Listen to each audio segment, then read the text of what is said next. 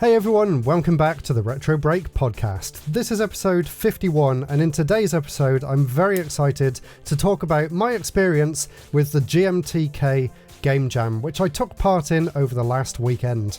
It was a 4-day event this time, so it gave you a little bit of extra time because usually it's just over the weekend. This was also the first time that I properly decided to take part in the Game Jam on my own and actually properly focus on learning how to use Godot, how to program the game, how to get it all uploaded onto itch and everything. I've got loads that I want to talk about. I had a fantastic time taking part. So I guess first of all, we'll start with what actually is a Game Jam.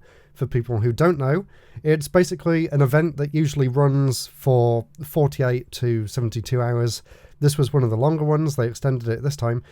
And basically what it is, it's a game making competition, kind of, where people rate the game at the end of it, and you're given a theme to begin with, and then you're allowed the hours between the start and the end of the jam in order to make your game. So the theme for this jam was built to scale, and the first time I saw that I thought, I don't want to do anything obvious. I don't want to do anything that's just shrinking or enlarging things. So the idea that I came up with was you play as a builder, hence the built part, and you have to scale something to do with the construction site. You have to scale blocks, you have to scale ladders, you have to scale like construction elements in order to get out of a pit or get onto the roof of a building or something.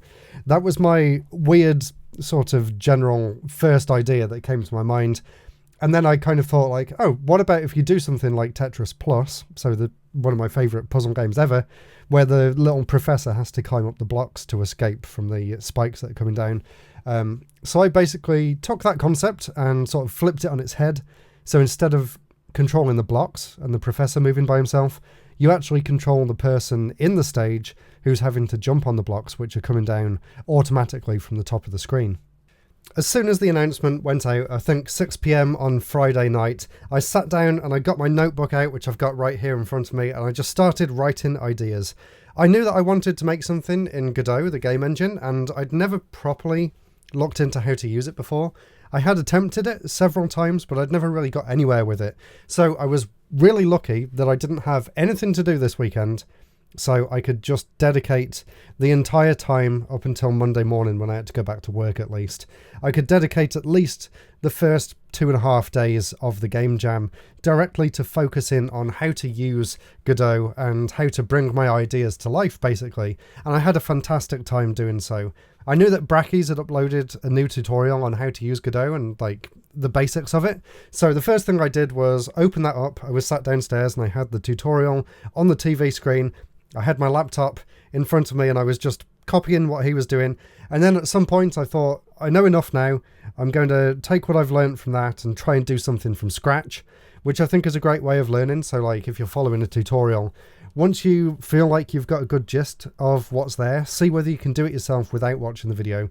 And if you get stuck, rather than going back and watching the video again, try and find other people who've had a similar problem online and see how they solved it, or try and figure it out for yourself. And maybe you'll come up with an even more intuitive way than what was being shown in the tutorial as well, which is something that happened with me while I was building this game. I didn't officially start working on the game until the next morning, but there was another video that I watched that night that really helped me put Godot into perspective in a way that I'd never really been able to before. So if you don't know how the Godot game engine works, it's very different to Unity or Unreal.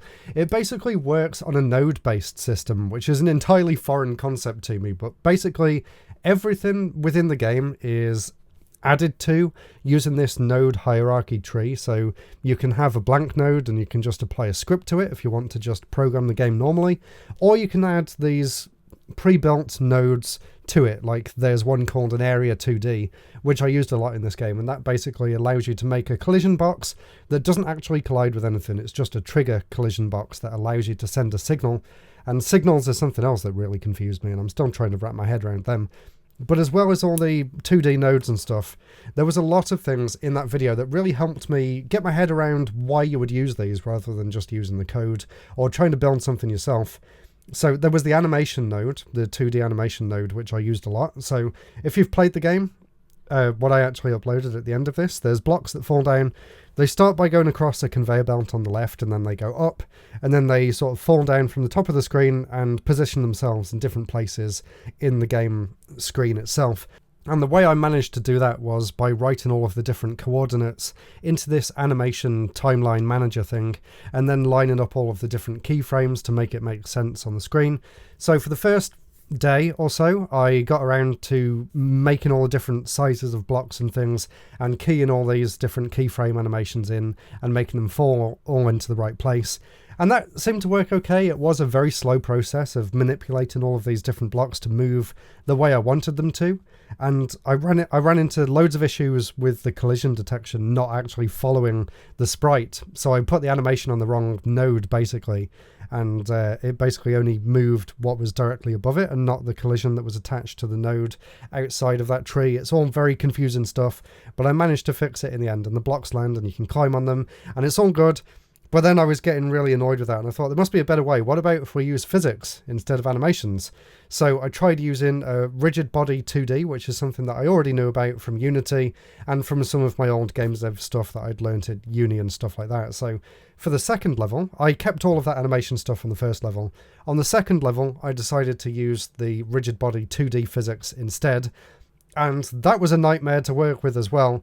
I couldn't do the whole beginning the animation by going across the conveyor belt and dropping down, because basically the physics only work with gravity, so they had to start at the top of the screen and just fall directly down instead. And I didn't have enough time to properly program in some sort of coordinates for them to appear at random or something. So I literally just moved all the blocks higher and higher up the screen and let the physics take hold, and turned off rotation and stuff, and just let them all drop into the play area, which was just a nightmare because it was so unpredictable. The way I kind of got around that with the second level, if you've actually played the game, you'll notice they fall very, very slowly. So I didn't really manage to fix anything. I just reduced the gravity on all the blocks to like 0.2 or something.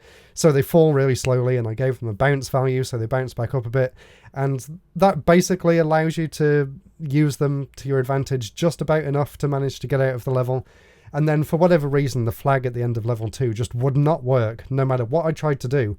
In level 1, I got it to work perfectly, and it goes to a level complete screen, and you've got a button to go to the next one. But in level 2, for whatever reason, that flag is just unusable. So I just made a little crazy ending where you basically jump off the side and it says keep going right, and then there's a big rant about all the things that I didn't understand with the game engine, but at the end I said, well, at least I still had fun, and that's the point, isn't it? So that's basically how the game ended up. If you want to check it out for yourselves, you can go ahead and have a look on itch.io. Go on itch.io/RetroBreak, I think, and it should be the top game on there. And I've put a little bit of more description about how I made it and some of my ideas behind it and what I think could have been better. But overall, I learnt a lot. I was really happy with the progress that I managed to make over just those 2 days, basically.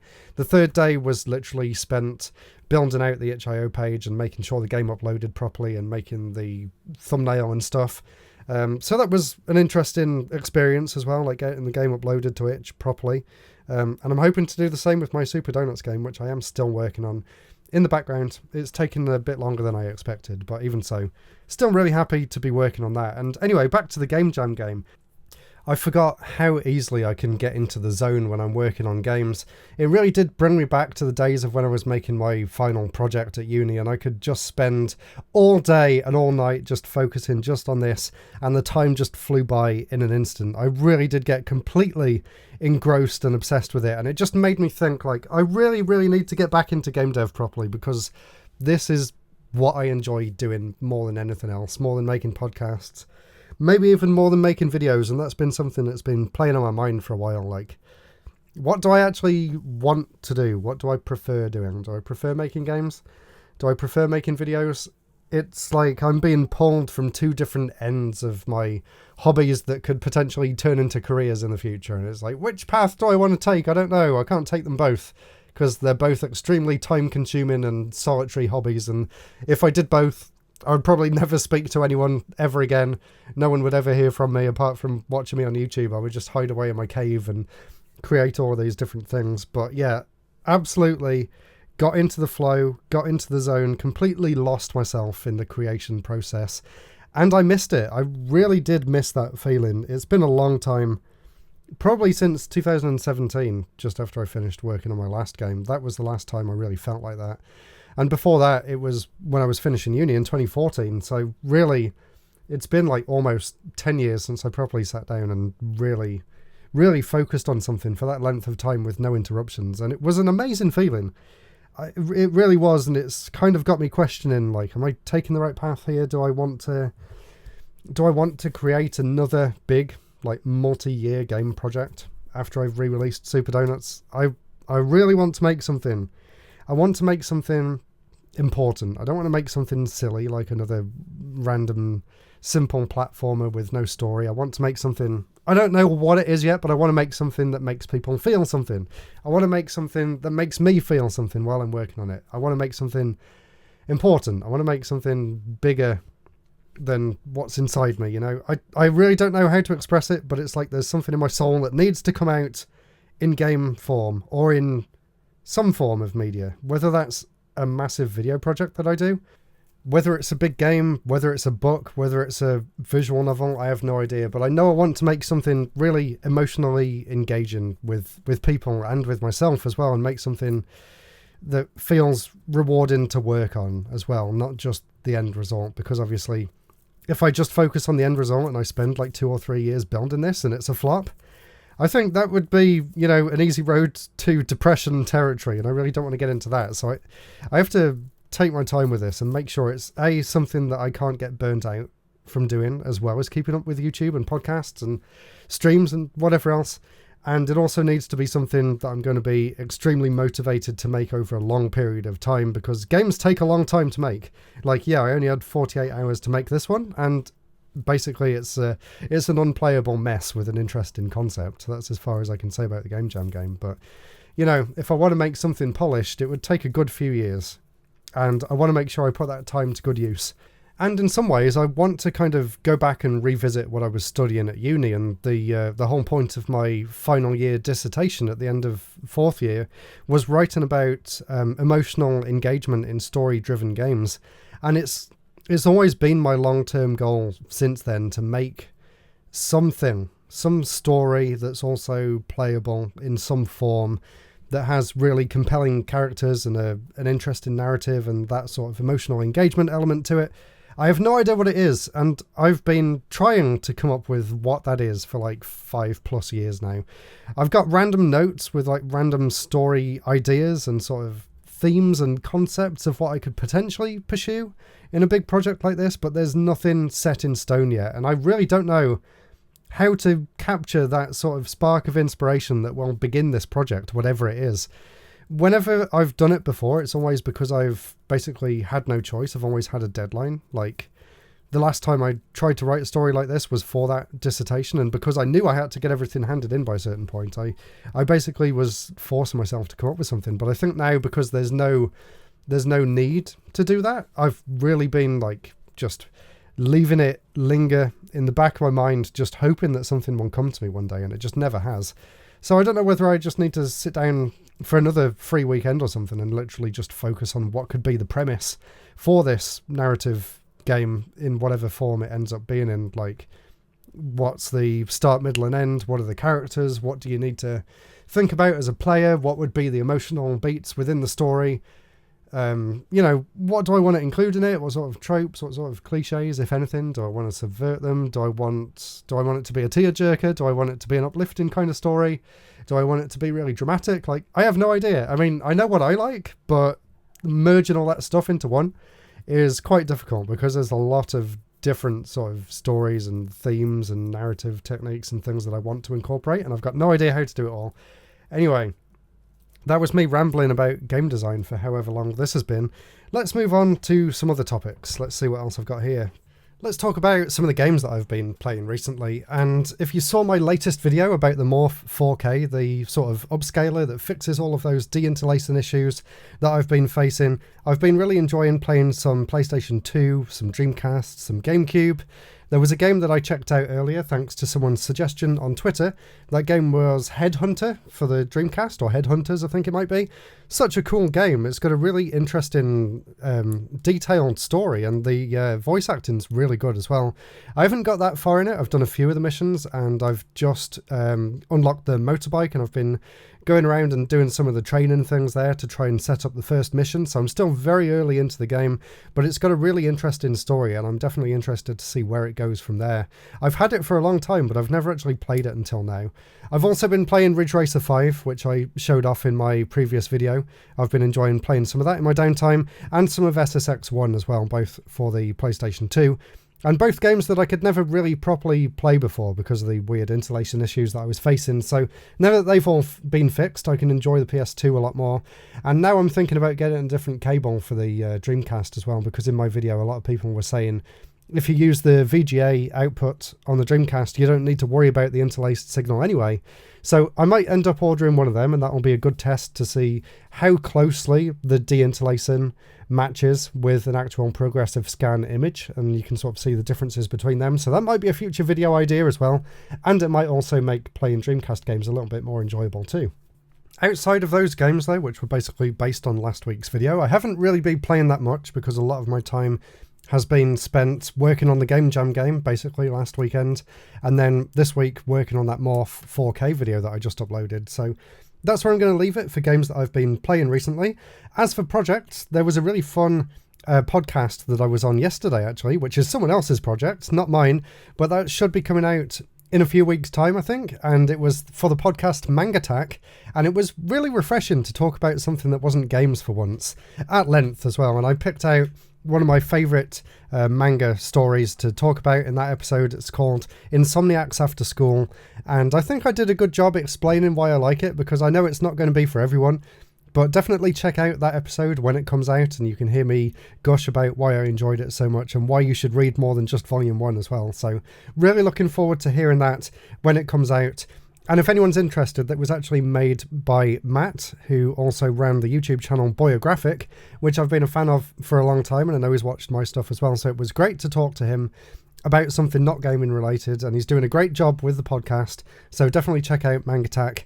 And I kind of invited myself back on there in the future as well, so maybe in the future I'll go back on and talk about some of my other favourite manga too. So that was really fun. In terms of projects for myself, I've been updating my website again. I haven't written anything new on there, but it's got a nice new colour scheme. It's got some buttons that move when you hover over them, and I also replaced the mouse cursor with the Mario Paint hand, which I think is really fun. I haven't done any work on my Super Donuts game for a while, and I need to get back to that. Pretty much everything is finished, I just need to update some of the sprites, and I left that with Sarah, my fiancée, to do, and she's been really busy, so I don't blame her for not getting them back to me yet, but there are little bits and pieces that I can do, but I kind of got a little bit bored of it. So I really need to get back to that and finish it so I can potentially move on to this other game idea that I was discussing earlier, which I still haven't really fleshed out. But that's something for the future. In terms of video plans, the next, well, I don't want to say the next video because I've actually been planning this for a long time, and for whatever reason I'm really struggling to come up with a way of structuring it, and that is a review for the game ActRaiser. It was supposed to be kicking off my Quintet series of videos, and I've played through the first few of their games now, but for whatever reason it feels like there's some sort of barrier in front of me where I just can't write the script for this video, and I don't know why. It's a really good game, and I've got a load of great things that I want to say about it, but it just feels so daunting. It's like I've built up this Quintet project as this massive thing, and I feel like if I don't deliver on it from the first video, it's just going to be a flop. So I'm really stressing out over that, and I've been going back over the notes and writing them and rewriting them, and I'm still not really happy with it, so I might change my plans and do something different for next week's video. But at some point, maybe over the next month, there will be an ActRaiser video. That's the promise right now that I'm making on this episode. And something else very exciting for September that I'm planning to do is play all the way through Panzer Dragoon Saga for the Sega Saturn, which is a game that I got way back in March at this point now, and now it's already September. Oh my god, where did the time go? Anyway, I've booked out a week in my diary where I'm going to be doing nothing but streaming on Twitch every day after work that week to try and get through the Panzer Dragoon Saga RPG because I've heard so many good things about it, and if I don't put that time aside, I'm never going to play it. And it was very expensive, and I want to make sure I get my money's worth, and I want to make sure that I record it all and that I do a big video on it when I'm finished. So I'm very much looking forward to that. I really hope it lives up to the extremely lofty expectations that I've got for that game too. And now for some of the interesting content that I've watched over the past few weeks. The first one was a very emotional video by someone called David Wheely, or David Wiley, who I watched on YouTube for a long time, and he basically disappeared off the platform for about 2 years, and we all thought he'd just given up on YouTube, he'd burnt out, he wanted to spend time with his family, he probably wasn't coming back. Well, he did come back with a video titled, "What Happens After the Big Game Dev Success?" And he was basically talking through his struggles with depression, with burnout, with having far too much on his plate and not being able to focus on life or anything, and how he's managed to overcome that over these 2 years, and some of the ways that he's planning on approaching the future. And also, right at the end, he announced that he's actually spent that time working on one big project that was going to be announced at Gamescom. It was announced at Gamescom, and I think it looks fantastic. I saw it in the opening night pre-show thing. It was the one where it's set in a farm, and you play as this guy who potentially has depression, and he's staying alone in this house, and he has a checklist of things that he needs to do, but it's always like something's watching him from the shadows, and it's like, step one, you must try and leave the house or something, and then he goes outside, and there's these sort of poles with eyes at the end of them, and he sort of blinks, and then they disappear. It seems very interesting, very surreal, and also very grounded at the same time. So I'm very interested to see what that game ends up like. It seems very different to his other games that he's worked on as well. So yeah, definitely check that video out. It's called What Happens After the Big Game Dev Success. Very emotional video. The next one is not emotional at all. It was just something that I enjoyed watching. And this is actually something that I watched before, a few years back when it first aired. But after playing Ridge Racer 5, I went back and rewatched it, and that was DF Retro Ridge Racer Series Retrospective, and they go through all of the games in the series, including the later games from 5 onwards, which usually get forgotten about when people are talking about their favourite games in the Ridge Racer series. So it was great to watch all that. Even the crappy Java games got their minute in the spotlight in that video, and it's so cool to see the entire series just laid out in front of you like that. And one other thing that I want to mention before I go, I'm going to shill it again. Read Insomniacs After School, or watch the anime. I watched 2 episodes of the anime, and it's almost as good as the manga. Not quite, but I still really enjoyed it. So I'm going to leave you with that. Thank you so much for listening to this episode of the RetroBreak Podcast. I really enjoy doing these, so I'll be back in a few weeks' time to do another one. Until then, enjoy my videos. I'll potentially be on stream later in the week, and I'll see you all again here in 2 weeks' time for another episode. Goodbye.